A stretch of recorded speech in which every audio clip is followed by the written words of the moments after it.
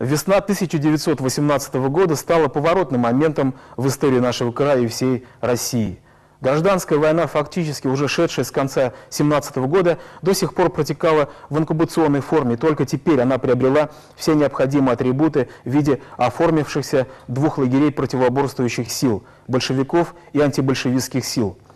Большевики, ряды которых были сцементированы партийной дисциплиной, были словно волки, а их разрозненные противники – интеллигенты, офицеры, обломки различных партий, национал-автономисты всех мастей, словно овцы. В руках у большевиков были ресурсы всей страны. И главное – оружие. У их противников ничего. Исход борьбы, казалось, был очевиден. Но тут в ситуацию вмешалась третья сила.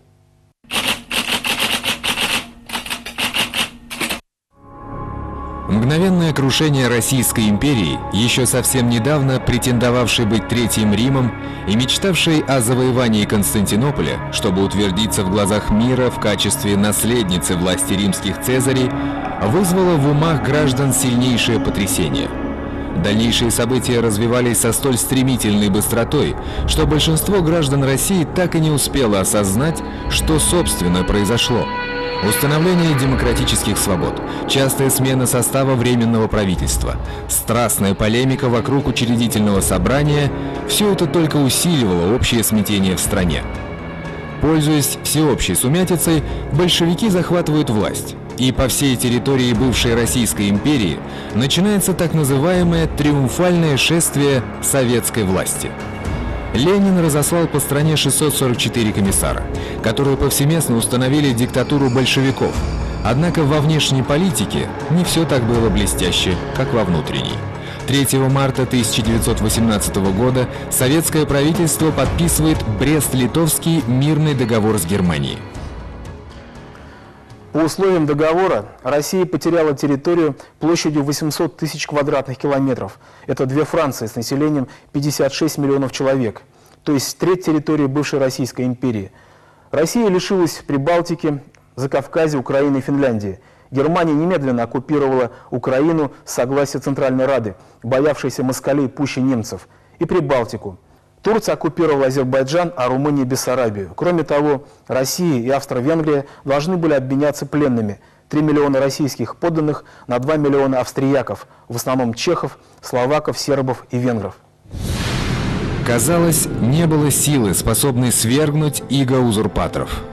А большевиков тогда никто иначе и не воспринимал. Их считали немецкими шпионами, исполняющими заказ германской разведки.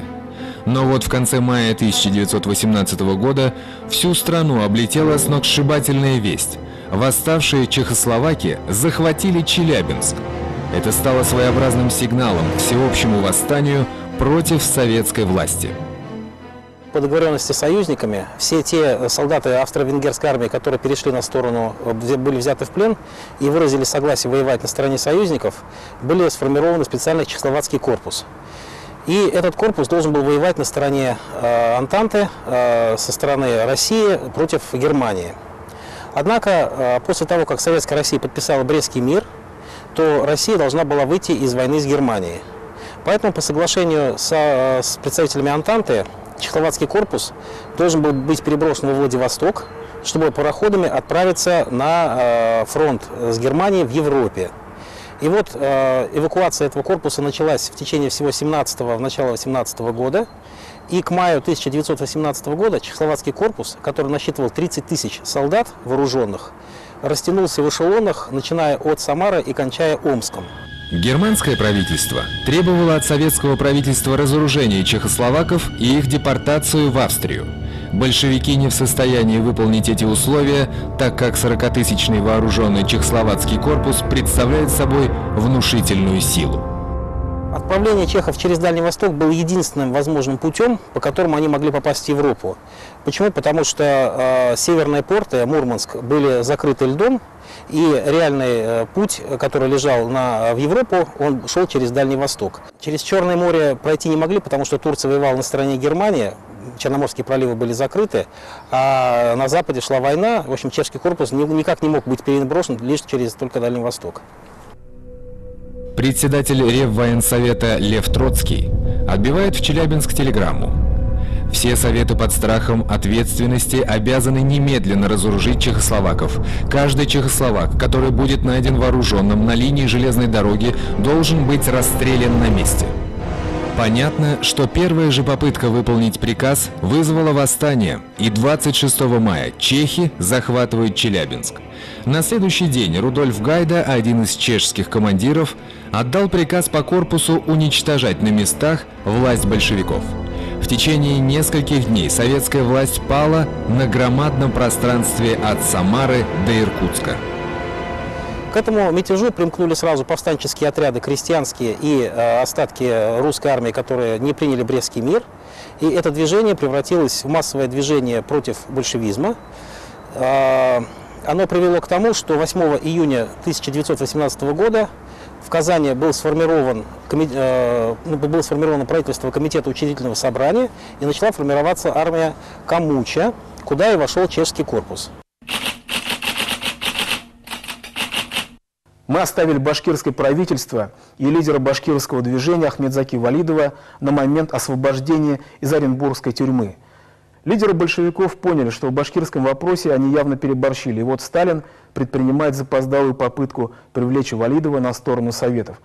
Но последний наотрез отказывается приезжать в Москву. Вместо этого он отправляется в Челябинск, в штаб чешских войск. Их штаб-квартира в Челябинске разместилась в нескольких вагонах, пишет Ахмедзаки Валидов в своих воспоминаниях. «Я прошел к руководителю мятежа и командиру. Им был Богдан Павлов. Я рассказал им о том, что в Бурзянском, Тангауровском, Катайском и Яланском кантонах имеются наши партизанские отряды. Попросил у них оружие. Они согласились удовлетворить нашу просьбу и решили предоставить под наше правительство здание в центральном районе города». Сразу же после встречи с руководителями чехословацкого корпуса из-под пера Валидова выходит обращение к башкирскому народу. Партия большевиков, уничтожив автономию Туркестана, Казахстана, Кавказа, Крыма, Украины, Сибири и казачьего населения, наряду с этим погубила провозглашенную вами автономию. В настоящее время чехословаки выгнали большевиков из Сибири. Остались большевики теперь лишь на мусульманских территориях, как Казань, Уфа, Симбирск, Оренбург, Туркестан. Теперь мы, башкиры, объединившись с казах-киргизами, туркестанскими мусульманами и казачьими войсками, прогоним их из нашей страны. Вставай, башкир! Поднимись, мусульманин! Зампредседателя башкирского правительства Ахмедзаки Валидов, Челябинск, 1 июня 1918 года. Одновременно с башкирским создаются и другие белые правительства России. В Омске возникает Временное сибирское правительство, в Екатеринбурге – Уральское, во Владивостоке – Всесибирское. Но самым легитимным из всех правительств, возникших после чешского мятежа, был Комуч. 18-й год – это как раз период, когда было создано большое количество правительств контрреволюционных, которые не приняли революцию. Сибирь объявила о своей автономии, было создано сибирское правительство и начало формировать сибирскую народную армию. Камуч в Поволжье формировал свою народную армию. Ну, понятно, что башкирское правительство создавало свою башкирскую армию, а казаки объявили о своих республиках и имели свои казачьи части. В целом можно говорить, что на всем протяжении Поволжья, Сибири и Дальнего Востока существовало около 6-5 правительств, которые формировали свои воинские подразделения, и все они были направлены на борьбу с Советской Россией. Комуч объявил себя преемником Временного правительства, сторонником Антанты и врагом Германии. Большевики, соответственно, были врагами Антанты и союзниками Германии. С точки зрения государственного строительства Камуч был легитимным. Почему? Потому что он был создан на заседании учредительного собрания, на первом заседании, которое потом было разогнано большевиками. Но депутаты этого собрания были избраны в течение осени 1917 года, ведь проходили выборы. И все члены комитета учредительного собрания это были люди, избранные народом. Конечно, там преобладали эсеры, в меньшей степени меньшевики, но это были законные представители власти, которых, в общем-то, принимали как законных представителей и им подчинялись. Новое правительство, претендовавшее называться Всероссийским, объявило о мобилизации в народную армию, но дело шло из рук вон плохо. В самом начале Камуч, как, впрочем, и сибирское правительство, начали формирование своих военных подразделений на основании добровольных принципов. То есть объявлялся призыв вооруженной силы того или иного правительства на добровольной основе. Башкиры с самого начала объявили мобилизацию. То есть они изначально отказались от добровольческих принципов, которые практиковали сибирцы и представители самарского правительства. И это позволило буквально в течение 2-3 недель сформировать первые крупные подразделения. И, соответственно, за короткий срок создать боеспособные части. В отличие от Комуча, башкирское правительство никогда не испытывало недостатка в желающих служить в башкирской армии. Люди были, но не хватало оружия, продовольствия, амуниции и других составляющих материальной части. На первых порах неоценимую услугу оказали чехи. 18-й год – это была единственная боеспособная сила, которая, собственно говоря, объединила вокруг себя и повстанцев, и оренбургских уральских казаков, и башкирское войско, и зародившуюся только что народную армию Комуча. —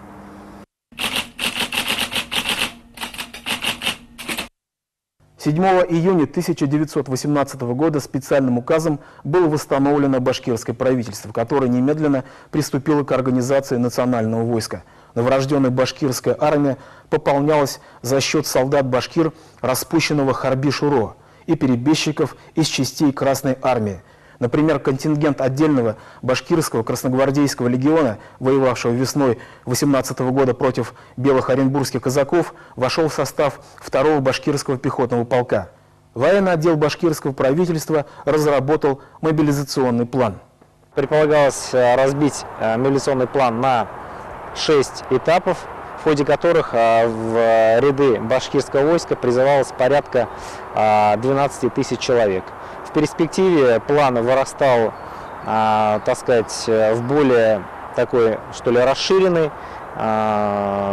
более расширенную схему, которая подразумевала призыв башкирского населения в национальную армию в количестве порядка 31 тысячи человек. Уже 14 июня 1918 года первый башкирский стрелковый полк перебрасывается на Екатеринбургский фронт. Он стал ядром так называемого Султаевского отряда, насчитывавшего 2000 человек.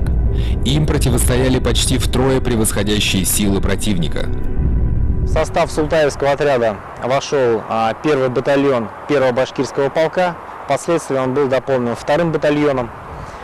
Также были туда включены несколько дружин оренбургских казаков. Но стержень или боевое ядро Султаевского отряда составляли башкиры, то есть те части, которые были сформированы в соответствии с приказом башкирского правительства. Решительные сражения состоялись у деревни Куяш и станции Тургаяк. Красные были на голову разбиты. Фронт был прорван. Большевики оставили Златоуст, после чего началось повальное бегство красных в сторону Екатеринбурга. В адрес башкирских солдат посыпались лестные отзывы. Генерал Ханжин отбивает телеграмму: «С чувством глубокой радости и гордости приветствую доблестное поведение молодых башкирских частей 1-го башкирского полка. Командующий Уральским корпусом генерал-лейтенант Ханжин. 9 июля». А полковник Чечек, командир 1-й чехословацкой дивизии, получает донесение: в последних боях башкиры вели себя выше похвалы и зарекомендовали себя надежными солдатами. Командир корпуса не только не встречает препятствий к формированию новых башкирских отрядов, но и предлагает оказать для этого всяческое содействие. Начальник штаба чехословацкого корпуса полковник Червинко.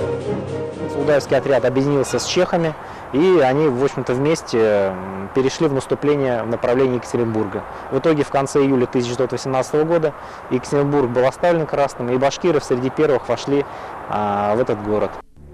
28 июля 1918 года двухмесячные бои на Екатеринбургском фронте завершились полной победой. Чешские подразделения, а также части 1-го и 2-го башкирских пехотных полков освободили Екатеринбург от большевиков, которые незадолго до этого расправились с царской семьей. Поспешная расправа над Романовыми была вызвана стремительным наступлением чехов и башкир. Встреча, устроенная жителями города башкирам, была восторженной.